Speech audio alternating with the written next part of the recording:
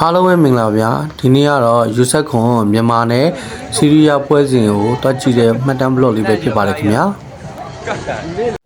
အမှကွင်းနဲ့ရောက်တာနဲ့ပြိသက်အင်အားချီရှိုးဗျာလုံးဝကျွတ်စင်ကြီးဗျာစံချိန်တွေပြိသက်ပဲ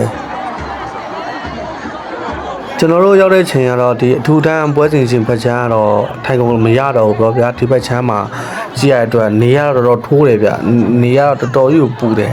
နေတောင်အန်တုပေမဲ့လည်းမြန်မာယူဆက်ခွန်အတွက်ကိုလုံးဝအင်တိုက်အားတိုက်အားပေးခဲ့ပါတယ်ခင်ဗျာ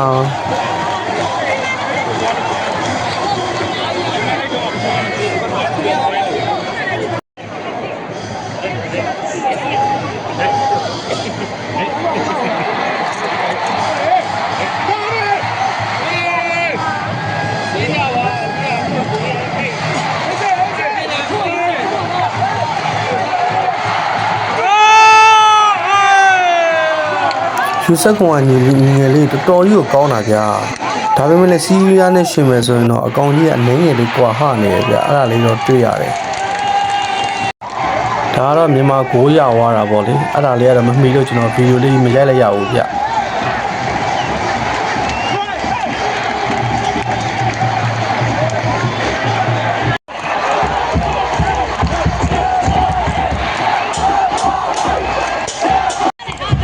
အမှဒီနီလေးကို skill ကိုကြည့်လုံးဝဆယ်ပြားစီကျွန်တော်ဘယ်လိုခေါ်မလဲဆယ်ပြားစီတောက်လေးကိုလုံးဝကန်ထည့်တာပြတိုင်းလေးလုံးတိုင်းလေးထိသွားတာပေါ့တော်တော်ကြီးကိုဘိုးကန်လေးခင်းနေလေးခေခဲ့တယ်ပေါ့အဲ့လုံးသာဝင်သွားလို့ရှိရင်လုံးဝကျွတ်စင်မိုက်တယ်ဗျာ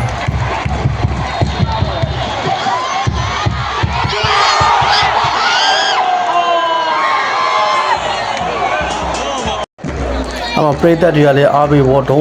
မြန်မာပေါ့လုံးဝjust မို့ထားကြီးစီကားချက်ဗျာ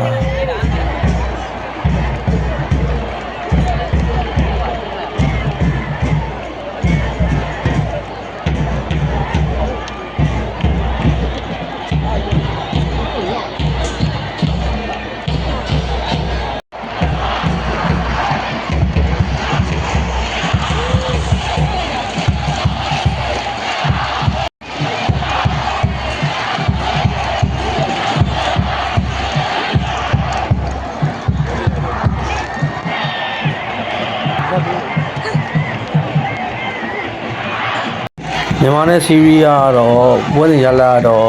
တစ်ဖက်နှစ်ကိုးစီနဲ့တူးပေါ့တေးရလက်တော့ထွက်တော့ဒါပေမဲ့မြန်မာကတော့အုပ်စုတက်သွားတယ်ပေါ့လေအဲ့ဒီမှာပြိုင်ပွဲပြီးလို့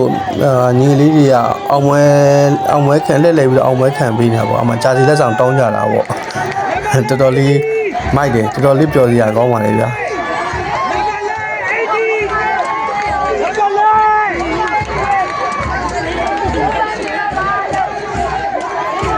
ကြည့်ရှုပေးတဲ့အတွက်အားလုံးကိုကျေးဇူးတင်ပါတယ်ခင်ဗျာ